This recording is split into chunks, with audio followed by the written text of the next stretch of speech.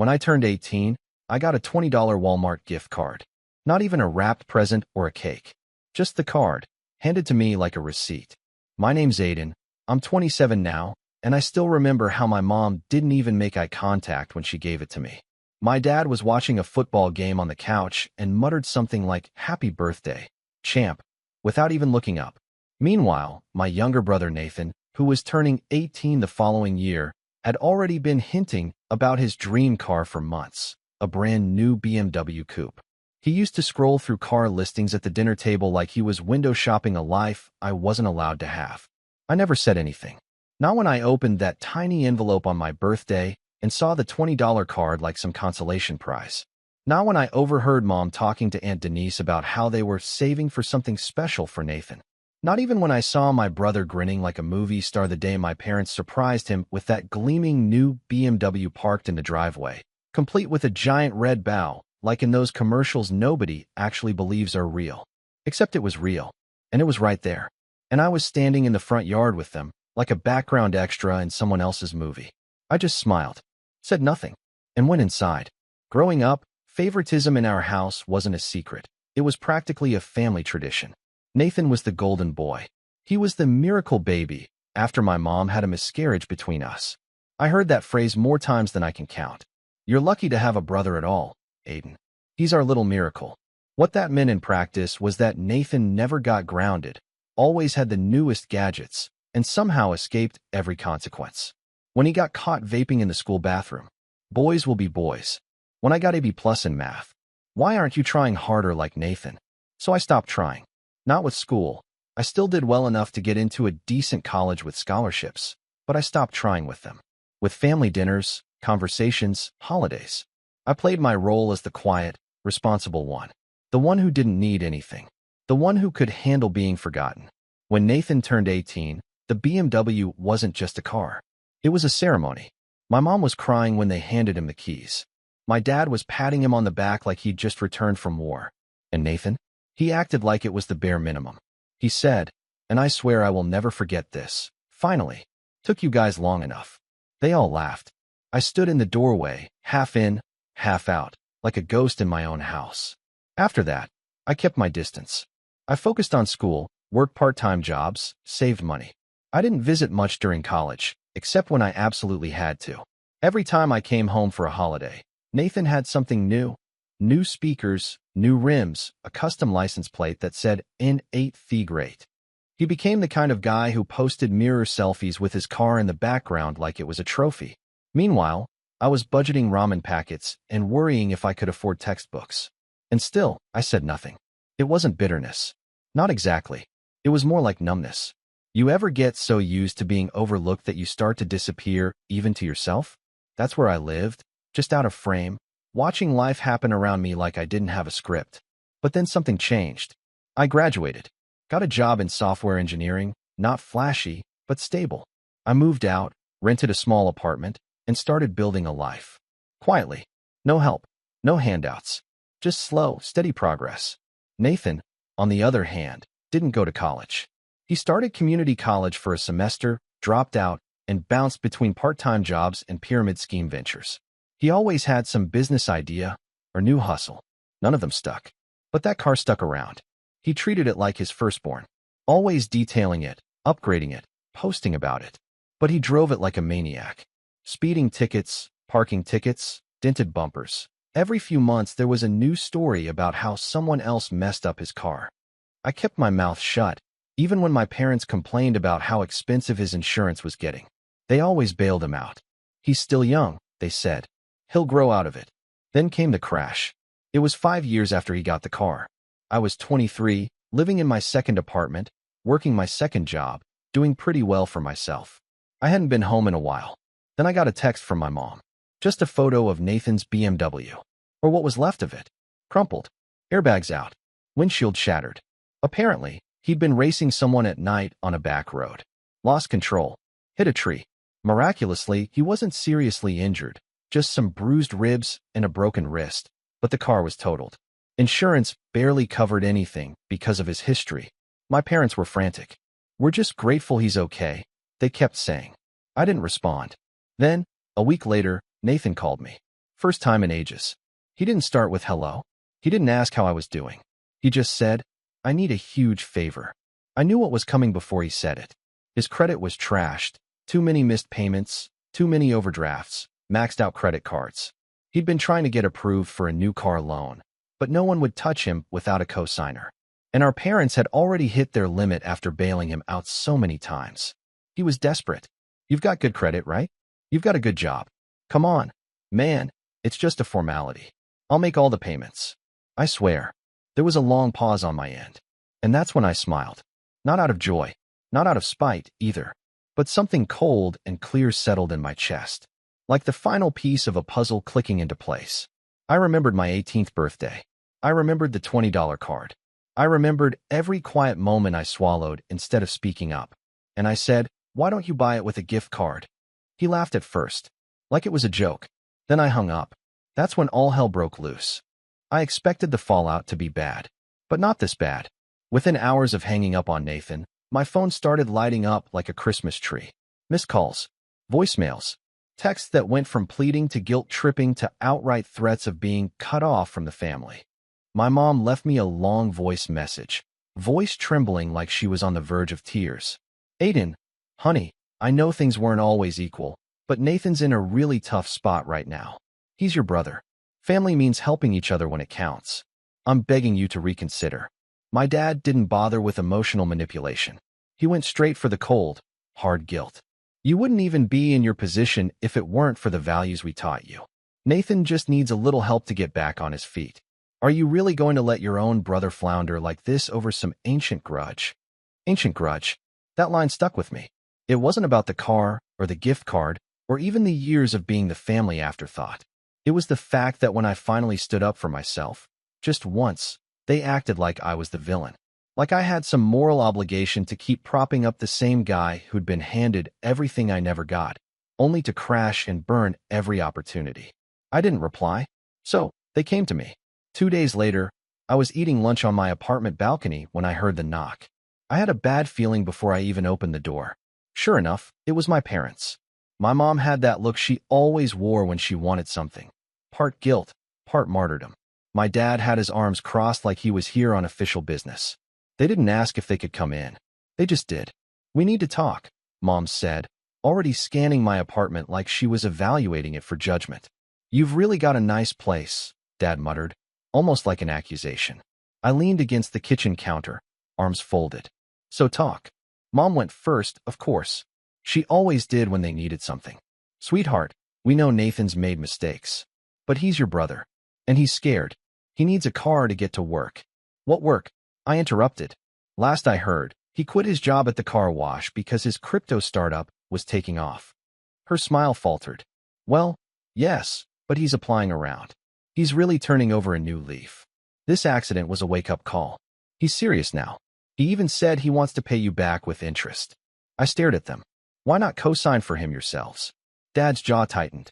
We already tried. Our credit's tied up. We've done everything we could. No, I said. You've done everything for him. Not for me. Mom blinked fast. Aiden, that's not fair, isn't it? Let me rewind for a second, because this moment didn't just come out of nowhere. It had been building for years. And the deeper I dug into my own memories after they left that day, the more I realized just how much I had buried to keep the peace. I was 10 when Nathan flushed my science project down the toilet because he needed the table space. I was the one who got grounded for yelling at him. I was 13 when he convinced our parents that I stole $50 from Dad's wallet, which I didn't, but they believed him anyway. I was 16 when I got my first job at a grocery store to save for college. Nathan got a PlayStation 5 the following Christmas, because it wasn't fair that Aiden had his own money and Nathan didn't. When I got into college, my parents clapped politely. When Nathan announced he was dropping out of community college to pursue music, they threw him a party with a Follow Your Dreams cake. Every step of my life felt like walking uphill while he had a personal escalator. And now here they were, standing in my apartment, acting like I was the one who needed to make amends. Aiden, my mom said gently, you know we love you just as much. You've always been the strong one. We didn't worry about you because you were so independent. That's not love, I said. That's neglect. That hit her like a slap. My dad stepped in then, bristling. Look, son, We didn't come here to get lectured. We came to ask for your help. Just help your brother get back on his feet. That's what families do. I smiled, but there was no warmth behind it. Families also don't leave one kid to fend for himself while pampering the other like a prince. You're exaggerating. Am I? I opened my laptop and pulled up a folder I'd quietly started compiling after the BMW crash. Screenshots, receipts, everything from the past decade. Let's look at birthdays. 18. Nathan gets a BMW. I get a $20 gift card. 21. Nathan gets a trip to Miami. I get a phone call 3 days later. College graduation. You missed my ceremony, but flew out for Nathan's short film festival. He didn't even finish the film. My mom sank into the couch, silent. My dad looked like he wanted to argue, but couldn't find a foothold. I didn't raise my voice. I didn't need to. I was calm, and that made it worse for them. I'm not angry anymore, I said quietly. I just finally see it for what it is. You picked favorites. And now you're mad that I finally picked me. The silence in the room was deafening. They left not long after that. My mom hugged me stiffly. My dad gave a nod, like he was acknowledging a deal that didn't go through. They didn't say goodbye, but it didn't end there. A few days later, I started getting messages from extended family. Aunt Denise, Uncle Ray, even cousins I hadn't spoken to in years. All of them parroting the same line. He's your brother. You're being selfish. Money isn't everything. Turns out, my parents had made a few calls of their own. They painted me as the cold, successful son who'd abandoned his roots. Nathan was the victim in their version. The poor kid who'd lost everything and just needed one last lifeline. Then came the twist I didn't see coming. Nathan showed up at my work. Yeah, he walked into my office building like it was a casual visit. My receptionist buzzed me. There's a guy here asking for you. Says it's urgent. Nathan something. My stomach dropped. He looked different. His wrist was still in a brace, but it wasn't that. He looked tired, like reality had finally started tapping at his door. I met him in the lobby, arms crossed, keeping my tone even. You shouldn't be here. Look, man, he started. I didn't want it to get this messy. I didn't ask Mom and Dad to go nuclear. I said nothing. He rubbed his face. I screwed up. I know I did. I crashed the car. I maxed out my cards. I messed up my credit. But I'm trying now. I'm applying to real jobs. I even signed up for night classes. I just need a second chance. I stared at him for a long time. This wasn't the arrogant kid who posed in front of his car with fake Gucci. This was someone who'd finally hit a wall. But even then, I couldn't forget. You had a chance, I said. You had every chance. You were handed things I begged for. You wasted them. And now you want me to fix it. I'm not asking you to fix it, he said quickly. Just help. Just co-sign. I'll do the rest. No, I said. And that's when the last mask fell. Nathan's face twisted. You're just jealous. You always were. That's why you're doing this. You think I didn't see how bitter you looked every time I got something you didn't? You were too boring to get any of it. That's why Mom and Dad. I didn't let him finish. I turned and walked away. Didn't yell. Didn't look back. But in that moment, something inside me snapped. Not out of anger. Out of clarity. This wasn't just about a car. Or a loan. Or even family. This was about power. About who held it for the first time. And I was finally holding it. When I left Nathan standing in the lobby, something shifted in me. It wasn't immediate. I didn't walk away with fireworks in my chest or some grand sense of victory. What I felt was quieter, colder, an exhale after holding my breath for years.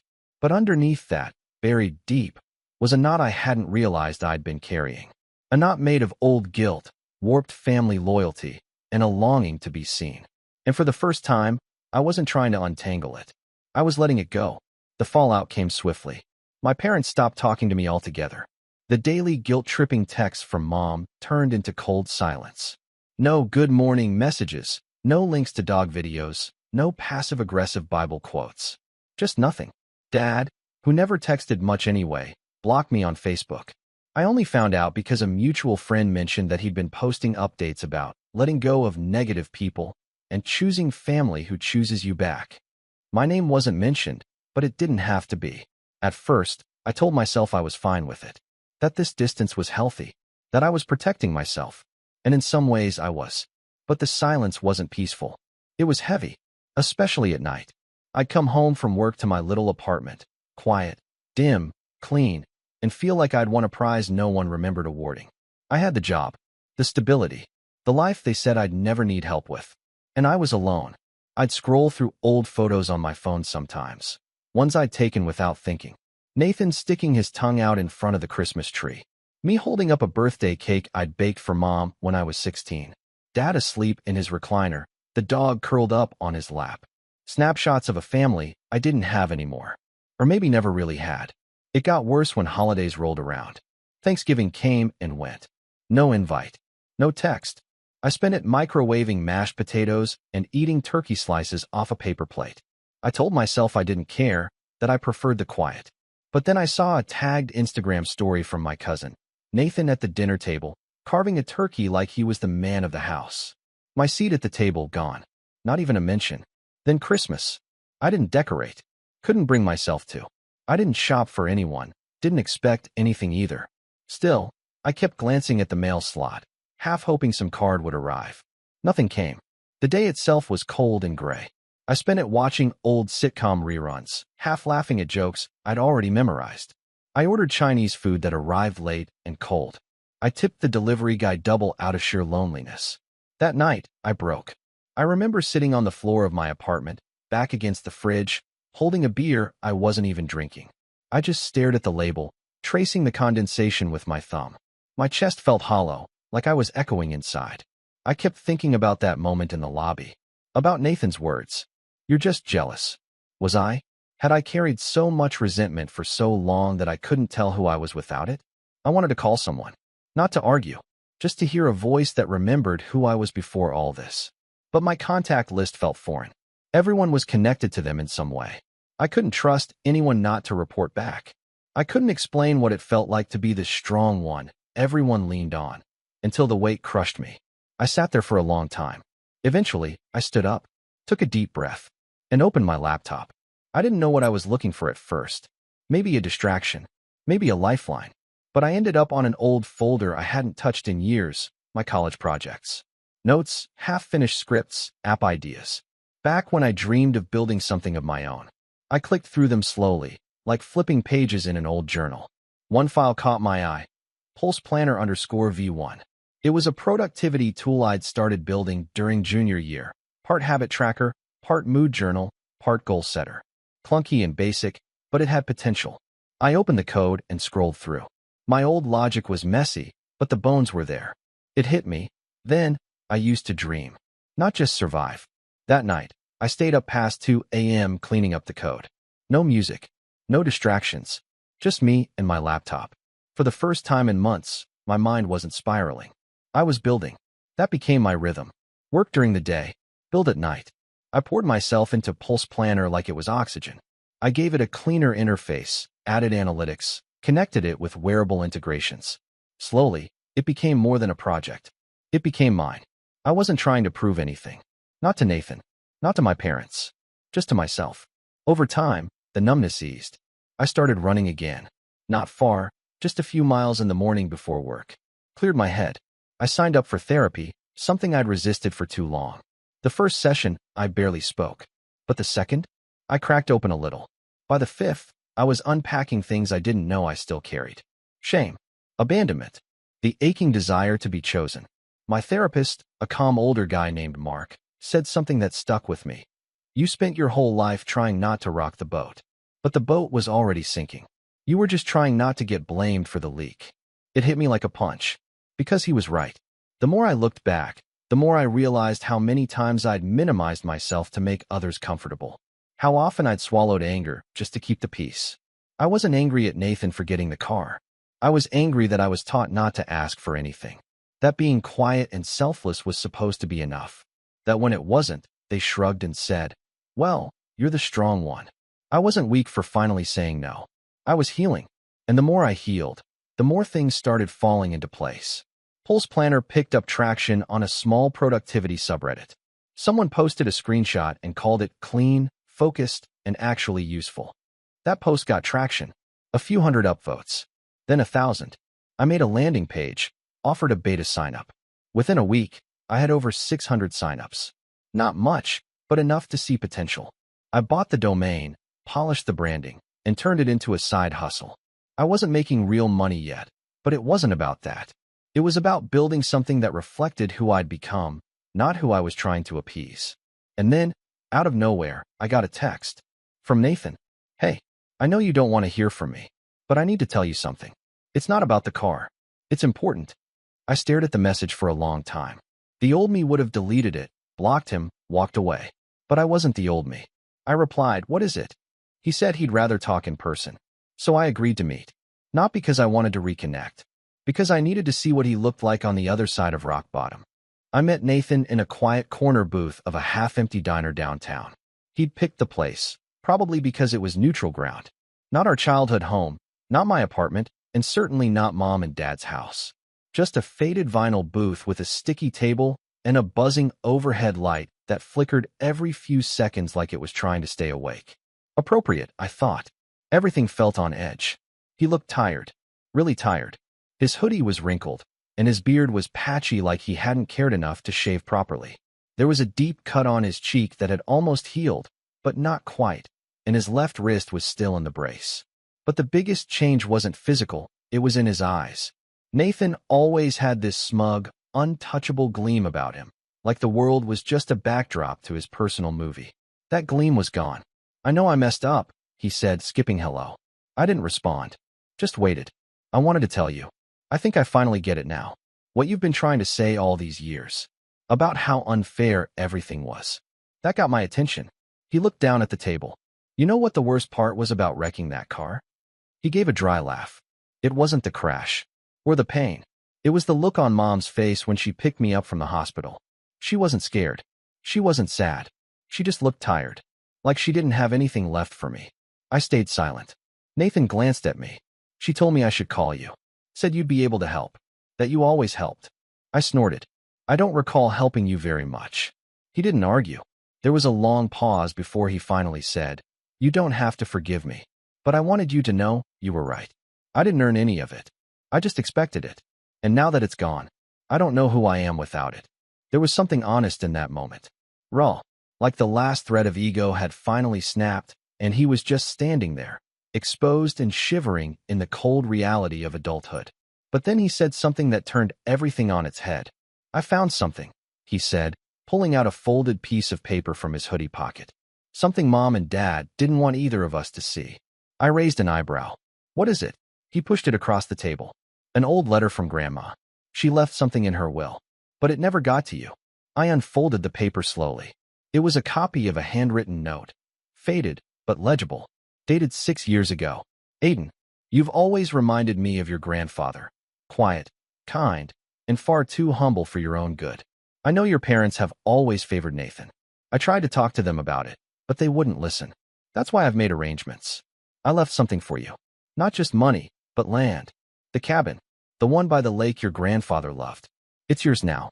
I told the lawyer to make sure of it. Don't let them convince you otherwise. Love, Grandma. I stared at the paper, my brain barely registering the words. The cabin? You're lying. I said automatically, my voice cold. Nathan shook his head. I swear I'm not. I found this in a box of Mom's old papers when I was staying at the house. I think they hid it from you. I don't know if they ever told the lawyer you were supposed to inherit anything. The gears started turning in my head. I hadn't been at the reading of Grandma's will. I'd been away at college and only got a call afterward. Mom telling me that everything was split evenly, but most of it had gone to funeral expenses and helping Nathan get settled. I didn't question it. I was used to scraps. But now there was this.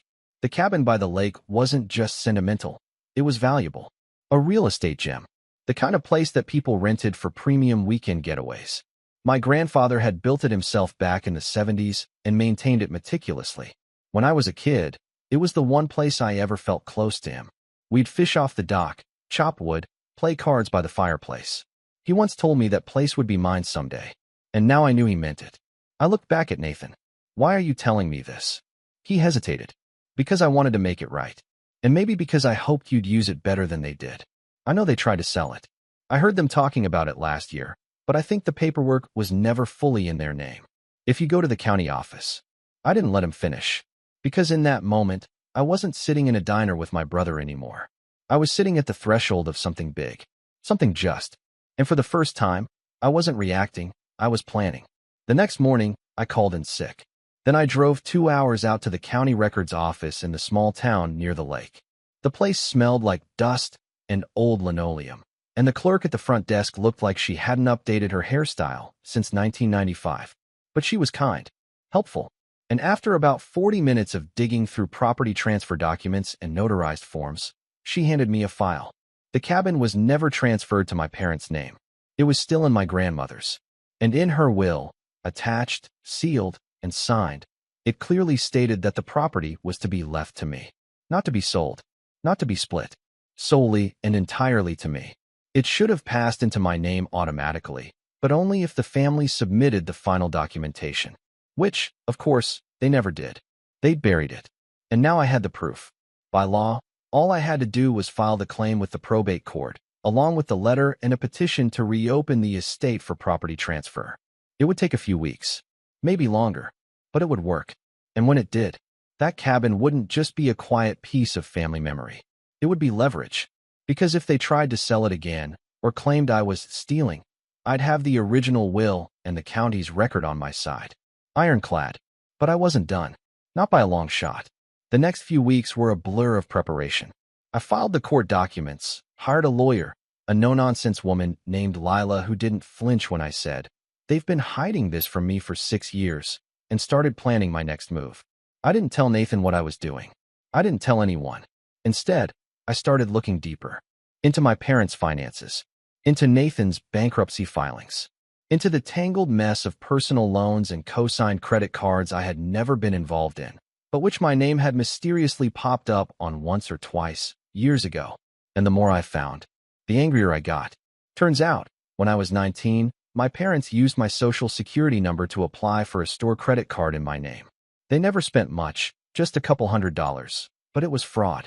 And it had quietly dinged my credit until I noticed and fixed it. I'd assumed it was a clerical error back then. Now I knew better. They hadn't just favored Nathan. They'd used me. Quietly. Safely. Because I never made noise. That was about to change. The final piece came together when I reached out to a local real estate developer who'd been eyeing the lakefront area. A polite man in his 40s with a clean-cut smile and a firm handshake. When I told him who I was, and that I'd soon hold full ownership of one of the last untouched properties on the lake, he lit up like a kid on Christmas morning. "I'm not looking to sell," I said. He raised an eyebrow. "Then why are you here?" "Because I want you to make an offer. On paper. A public one." He frowned, confused. "I'm not going to accept it. But I want to document it. Something my parents can see and panic over." His eyes sparkled with sudden understanding. I get it. You want them to think you're going to sell it out from under them." "Exactly." He grinned. "Revenge." I smiled back. "Justice."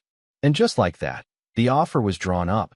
A formal, public bid filed through the county, tied to a developer's interest in turning the cabin into a historical lodge or boutique Airbnb. It wasn't binding, but it was real enough to get noticed. I made sure of it, because I knew the moment it hit the county bulletin board, my parents would find out. And they'd realize just how much they'd underestimated the quiet son, the one who didn't say anything. Until now. But I wasn't done yet. I didn't have to wait long for the fireworks. Exactly 9 days after the real estate developer posted the public offer for the cabin on the county board, just as I planned, I got a call from a number I hadn't saved. I let it go to voicemail. Then another. And another. For missed calls in one morning. All from Mom. Finally, my phone buzzed with a message. "What are you doing? Call me right now. Do not sell that property." The satisfying part wasn't the all-caps yelling. It was the fact that for once, they were scrambling, not me. I let the messages pile up. They came in waves. First panic, then guilt, then threats. My dad even tried the old, "You're making a huge mistake, son" routine. But the best one? The voicemail where he said, that cabin was meant for family, not profit. As if I was the one who buried a handwritten letter from Grandma for 6 years. As if they hadn't tried to quietly sell the place behind my back just last year. When I didn't respond, they upped the pressure. Uncle Ray called me next. Said he was concerned about the family falling apart. Aunt Denise chimed in, saying, "Honey, your parents are older now, and stress like this isn't good for them." One cousin even offered to mediate a family discussion like I was a misbehaving tenant and not the legal owner of a property my grandparents left to me.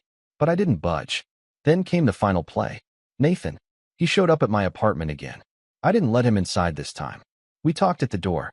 He looked more put together than last time. Clean clothes, a decent haircut, less of that sunken desperation in his face. I told them the truth, he said quietly. That you found the letter. That you're the legal heir. They're freaking out. I know, I said. That was the point. He gave a small, bitter laugh. They're saying they'll contest it. That grandma was confused. That you forged something. I didn't, I said simply. And if they try, I've got the lawyer, the original will, the county office records, and grandma's lawyer's signature confirming everything. Let them burn money on a losing battle. Nathan looked at me for a long moment. You're really going to go through with it? I leaned against the doorframe. No, I'm not going to sell the cabin. I'm just going to renovate it. Turn it into a retreat. Maybe something for local writers or veterans. Something good. Something she would have wanted. He blinked. You're serious? I didn't do all this for revenge, I said. That was just the bonus. The renovations began 3 weeks later. It was a small cabin, but sturdy. Weathered wood, a big stone fireplace, 2 bedrooms, a creaky dock overlooking the lake.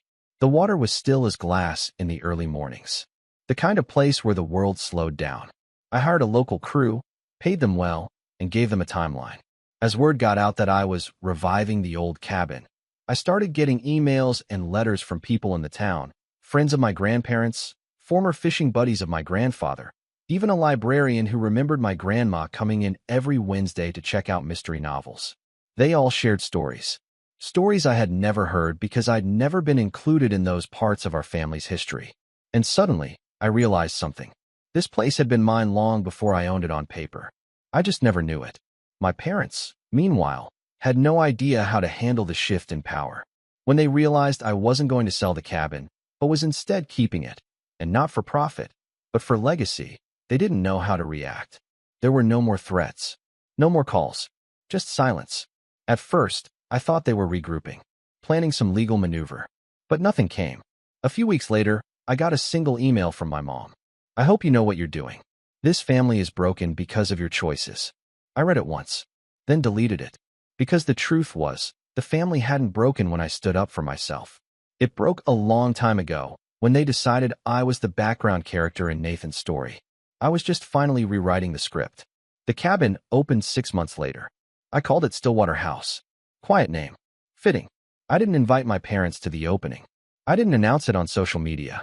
I just sent a private email to the dozen or so people who had written me letters during the renovation, locals, veterans, old friends of the family.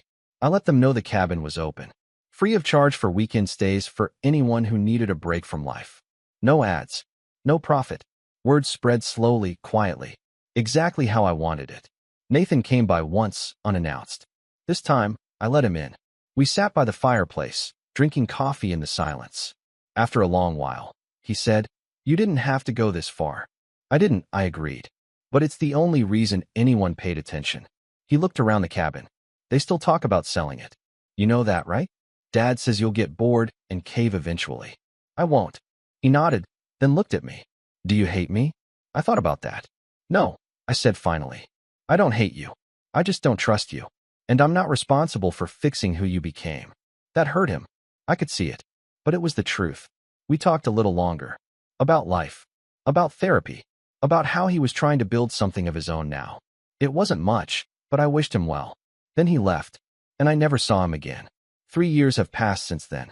Stillwater House has quietly become a little haven. People come and go. Some leave notes. Some leave nothing. But the silence here? It's different. It's peaceful. Not like the silence I used to know. As for my parents, I haven't spoken to them since that last email. They tried sending a Christmas card once. I sent it back, unopened. It's not that I'm bitter. It's that I've learned what it costs to keep letting people take from you just because they share your blood. And I'm done paying that price. The revenge wasn't loud. It wasn't dramatic. It was measured, thoughtful, controlled. And it ended not with fire, but with peace. Because sometimes the best revenge isn't destruction. It's becoming untouchable. And I am. Now, they can't ignore me. They can't use me. And they can't rewrite the story, because I own the last page.